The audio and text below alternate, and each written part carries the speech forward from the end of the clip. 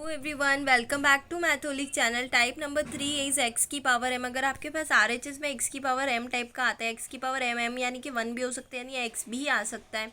अब एक्स के जैसे ये एक्स वेरिएबल है, ऐसे जेड वेरिएबल भी हो सकता है, वाई वेरिएबल, कुछ भी वेरिएबल हो सकता है, बस आपको वेरिएबल चाहिए।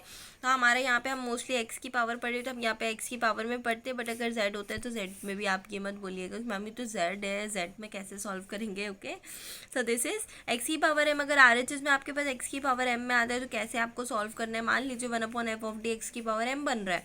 एफ ऑफ डी को इस तरीके से कन्वर्ट करना है आपको, 1+x या 1-x। इसको ऊपर लेके जाएंगे तो इन्वर्स हो जाएगा, और इन्वर्स हो जाएगा तो बाइनोमियल एक्सपेंशन का फॉर्मूला यूज़ कर देना। दैट्स इट, सिंपल है, बहुत सिंपल है। चलिए क्वेश्चन करते हैं तो आपको अच्छे से समझ में आ जाएगा। मान लीजिए आपको क्वेश्चन दे दिया d² + 2d + 1y = x² + x। देखिए यहाँ पे x² + x ले लिया, थोड़ा कठिन वाला क्वेश्चन। ठीक है, अब यहाँ पे आप बना लो ऑक्सिलरी इक्वेशन। तो ऑक्सिलरी इक्वेशन आपने बना ली, बहुत अच्छे से आपको आती है अब बनाना। m+1 इसके रूट्स आ गए, रूट्स नहीं आए सॉरी, फैक्टर्स आ गए हैं। इसके रूट्स निकाल लोगे, -1 आ गए। सेम रूट्स आते हैं तो कॉम्प्लीमेंट्री फंक्शन क्या होता है, c1 + xc2 e⁻−1 है ना, तो -x। ओके, पर्टिकुलर इंटीग्रल निकालोगे। RHS of the equation divided by f of d। RHS of the equation is x² + x divided by f of d is d² + 2d + 1।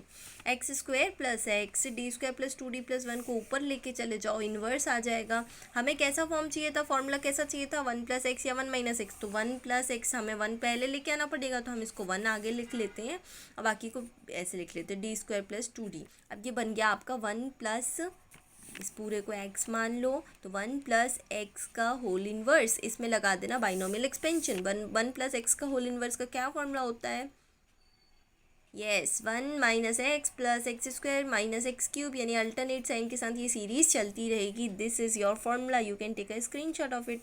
1 - ये पूरा इसका formula है। अब आपको इसको अप्लाई करना है, यहाँ पे x जहाँ जहाँ x है, इस फॉर्मूले में जहाँ जहाँ x आप लगाओगे वो x आपका यहाँ पे d² + 2d है, ये याद रखना है आपको। ठीक है, तो यहाँ पे हमने x² + x को बाहर रहने दिया, 1 - d² + 2d plus d² + 2d का whole square minus d² + 2d का होल क्यूब, प्लस चलती रहेगी, ये चलती जाएगी आपकी लाइन।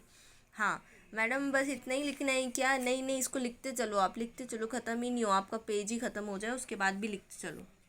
अरे ऐसा थोड़ी ना होता है, अगर सीरीज़ वाले क्वेश्चन, इसका मतलब ये थोड़ी ना है कि बहुत ज़्यादा ही आगे तक लिखते जाना है, सॉल्व करते जाना, थोड़ा लॉजिक भी लगाना चाहिए अपने को। ये पर्टिकुलर इंटीग्रल है। अब यहाँ पे डी क्या था, मैंने आपको बताया था डी क्या है, डी इज़ डिफ्रेंशिएशन। तो यानी कि आपको डिफ्रेंशिएट करना होगा। अगर differentiation with respect to X ही चल रहा है ना यहाँ पे, तो जब आप एक्स का मल्टीप्लाई करोगे तो ऑब्वियस ये बात है कि d² में जो एक्स मल्टीप्लाई होगा उसका डिफ्रेंशिएट कर देना, तो डी हट जाएगा। अब यहाँ पे देखो x² है, एक्स है, तो एक्स कितने बार के डिफ्रेंशिएट में 0 हो जाएगा, 1 टाइम में वो कांस्टेंट हो जाएगा, सेकंड टाइम में 0 हो जाएगा, d² में यहाँ पे 0 आ सकता है। और x² कितने बार में, d³ में 0 हो जाएगा, राइट।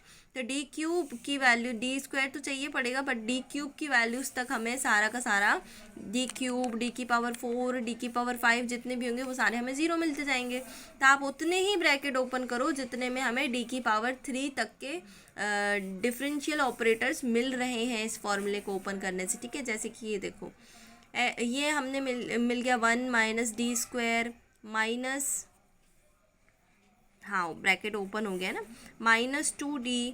ओके, और यहाँ से आप इसका होल स्क्वायर वाला फॉर्मूला लगाओगे तो d⁴ 0 हो जाएगा। 4d²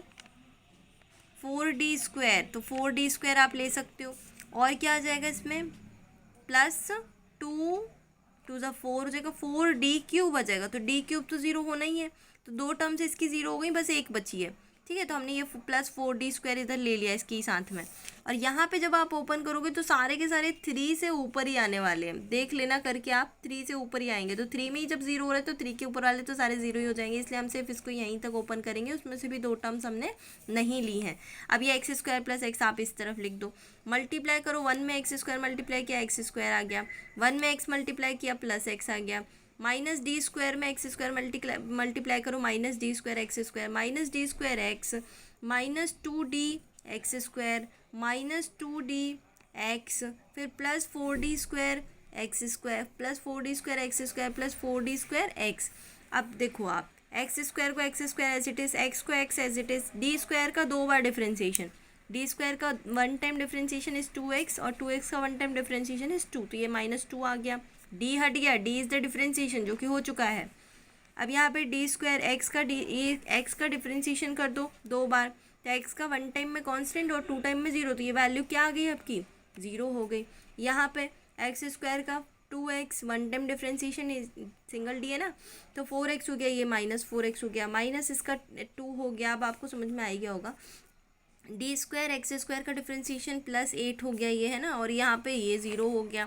तो आपके पास सिर्फ इतनी वैल्यू बची है, इसको सिंप्लीफाई कर लेना, -2 -4 + 8 + 4, so this is x square plus x -4x 3x है ना, तो x square -3x + 4, this is your particular integral.